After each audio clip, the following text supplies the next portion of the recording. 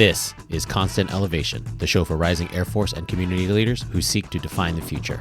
Learn powerful work and life tactics to tackle any challenge. I'm your host, Gabriel Gabrock Avila. Let's go.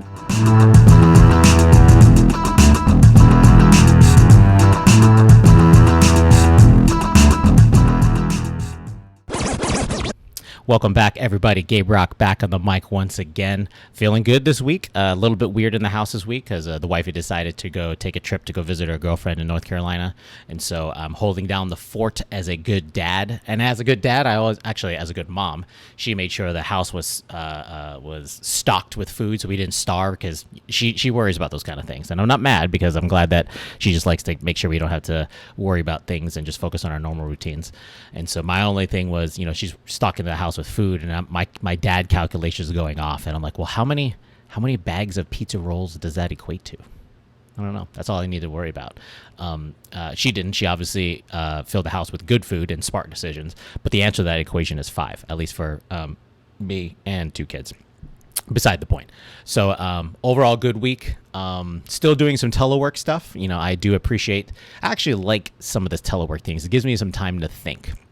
Gives me time to think because I'm not caught up in the normal battle rhythm shenanigans that go on, especially when you're on like a headquarters staff. The battle rhythm stuff is just meeting upon meeting upon meeting, and unless you deliberately carve out white space for yourself like I do, you're just caught up, and then you're working ridiculous late hours or bringing work home because you don't have time to actually work because you're in meetings all freaking day.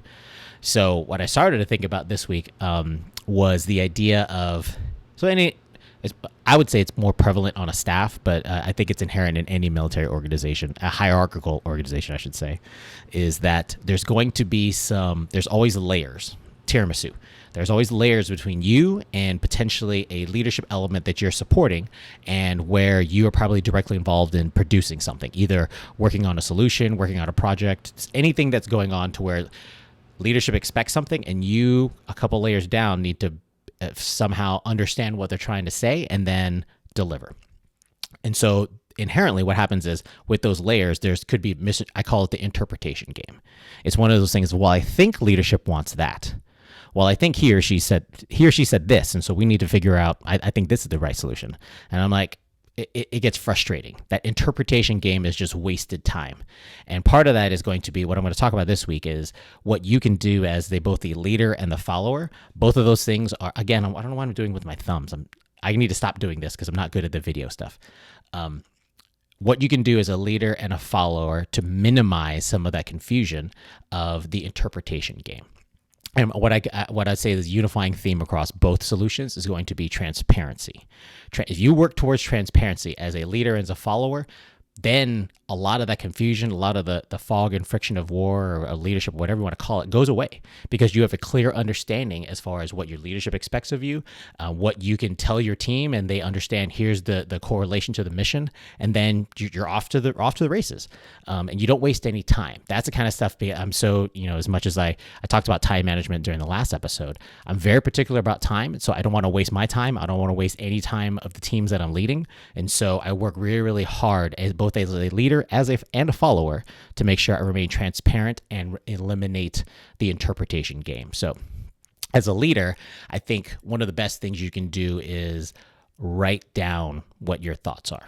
Okay. And so you can go as far as the entire 2 sides of the spectrum. The one side of the spectrum is the formal method. So this is like your official campaign plans or orders or guidance or anything that's written down. Maybe you have to like digitally officially sign it, whatever it is. But this is the actual guidance that has been published and now will forever be guidance until it is rescinded or something like that. That's official stuff, right? The other stuff on the other side of the spectrum is just informal guidance, whether or not you write an email or a text or whatever it is that you just kind of share your words in written form.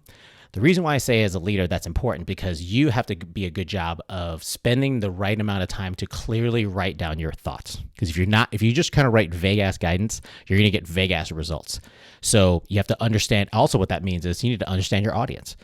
A junior NCO or a junior airman will not be able to articulate they won't be able to understand some of the high level guidance unless you craft your message to what you're expecting to your audience. So your job, even though I say make sure you write it down, you have to tailor it to your audience because they're the ones who are going to read it, and you want to make sure you get the desired effect. And so if you're going to be, if they're very inexperienced, potentially sometimes you write it down. You might have to spend more time kind of laying out exactly what you want versus someone who's experienced, a senior NCO or field grade officer, senior civilian. You can kind of say in general what you want and then just hit send, and then they'll take it from there. But that idea of writing it down, and it also becomes a back and forth kind of conversation, because what happens is as you write some, apart from your officially published guidance, if you're conversing over email or some other written form, what it becomes is you should be asking people like, hey, so check my homework. I'm really big on the idea of people checking my homework in written form because I want them to improve it. I'll come up with a project and a plan and be like, here's what I think is going to happen, and then I'll be like, here, check my homework. Sir, this is a misinterpretation. This is going to take 2 months versus 2 weeks as you're projecting, and so this part is wrong. But like, okay, so it's all of those inputs. If you're humble enough and you're smart enough to know that those inputs are going to make the project and your task better, take those inputs. Don't be stubborn to be like, no, this is how it needs to happen, and it just needs to be like this. That's probably not the best way to do that. You have a lot of smart people around you. Take their inputs in, make sure the ones that work and integrate them in there and earn their buy-in becomes the team solution versus just your individual solution. There's rarely anything that comes down to just one person doing something, especially in a team sport like the military and the Air Force. So make sure you're leveraging your teammates accordingly. But yeah, that idea of grading and having the humility to ask and have conversations. It should always be two-way communications. And that degree of transparency is achieved because all your cards are on the table. Here's what I'm trying to do. Leadership wants to do X, Y, Z. Here's my recommended solution. Let's get after that. And so it becomes a very easily editable. That's not a word.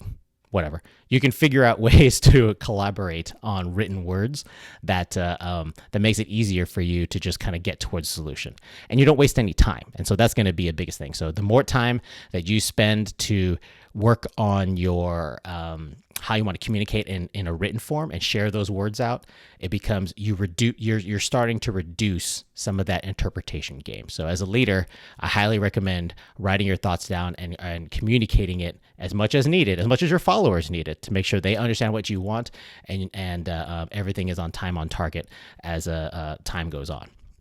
As a follower, I'm a huge advocate of asking questions, and so there's a different kind of thing of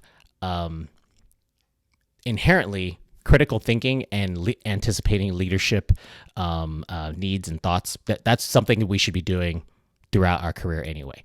But eventually, once you've exhausted all of your those kind of effects that you have, and you don't know where to go from there, you should be smart enough to go ask questions. Asking the questions of your leadership. Hey, so I heard the task was this. Is this what it is? I don't really know. We need to go find out. I don't want to waste any time as a follower to make sure that I'm not doing something and my leadership is not expecting, because I know I'm going to have to stay later, or I'm going to have to I don't want to waste my time. So let's go figure out exactly what this is.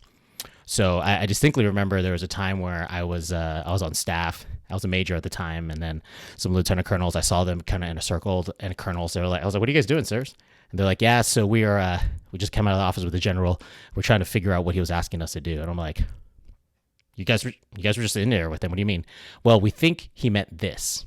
Okay. Well, I think he meant this. Like, okay. And they kept on back and forth, explaining what they're talking about. I was like, okay, so I'll be right back. And I moonwalked out of the conversation. And I was like, and then I came back. And they're like, where'd you go? I was like, I went to go ask the general what he wanted. They're like, what do you mean you asked him? I'm like, well, the way the conversation was happening, I'm pretty sure the work was going to fall to me anyway to do it. So I figured I might as well just go ask the general. And I did. I went to his office, knocked on the door. Hey, sir, so I heard you want X, Y, Z. And he was like, oh, hey, Gabe, I don't need Z. I just need X, Y. And I want it like this. Oh, okay. And I moved on. It was just like that is easy. I went back, knocked it out in like an hour, and then gave it to the general. And just that's how stuff can work, because I wasn't afraid to ask. I will place a heavy caveat that like not everybody can. So that general was 2 degrees away from me. I worked for a colonel who worked for the general. So that level, there was only 2 levels, and it was able to do that. You can't, like, if you're a flight commander, you shouldn't be going to like a wing commander immediately and asking those kind of questions. You have to find the right level of leadership that you can go get clarification for guidance, but don't be afraid to ask. There's no reason, there isn't anything else out there that, apart from, obvious like combat situations, you have time to ask questions. So don't be afraid of doing that, because you're going to save the time of your teammates that you're leading, saving the time of those continuous cycles. Like, no, you're wrong. Okay. I'll go back to round 2. Nope. Still wrong. Like, nobody has time for all those kind of things. And so, by being transparent, going up and asking, sir, ma'am, I don't know what you're talking about. What do you want? And then potentially, and when you repeat it back to them, you're going to find this common ground to be like, either it could be a thing of, oh, okay, here's a clear solution, whatever it is, or they could be asking for a magic that's not even within the realm of possibility. So now you get to educate them at that point in time. Be like, sir, ma'am, what you're asking for is not realistic, because the solution doesn't work like that, or we don't have the buy-in with this mission partner, or whatever the reasons are. Then it's the whole thing of, oh, okay, I didn't know that piece. So let's revector and figure out where we're going to go from here. But what the critical point of that is, you stopped wasting time. You weren't following a path that had absolutely no optimal solution at the end of it. You paused as a team and then went to go find what was the right direction you need to go, and you proceed that way. That's going to be everybody's going to realize, like, man, I'm glad you're the one that took the time to go ask a question, because we would have been wasting our time over long hours or the weekend, or doing something that wasn't even necessary. So that's kind of like a duality, right? If the follower asks the right kind of questions and wants to seek to understand, they're effectively being a leader, right? And that's the kind of stuff that we need within our organizations. So transparency. The idea of, as a leader, you need to be able to share your thoughts. I highly recommend the written form or visual, whatever that is, but something to where it's not just through word of mouth, it's actually written down, and you start to edit and re-edit and check your homework, and people check your homework to make sure that everybody has a clear understanding of where we're moving forward. And then as a follower, being able to ask questions because you need to seek to understand. And then you kind of force the situation to flip itself and be like, no, I'm a leader right now because I'm asking you questions. And those are going to be the ways that I'd recommend to make sure you reduce the level of the interpretation games through trying to be a transparent person, and then moving forward from there. So pretty going to be a straightforward thing, and also a shorter episode because I got to go pick up my daughter from work in a little bit. So I hope you guys are staying safe out there. We'll see exactly if I record another episode next weekend. It's going to be 4th of July weekend, and then the wife is coming back from North Carolina, so I'm looking forward to her coming back. But I will talk to all you in the Content Elevation audience very soon. Peace.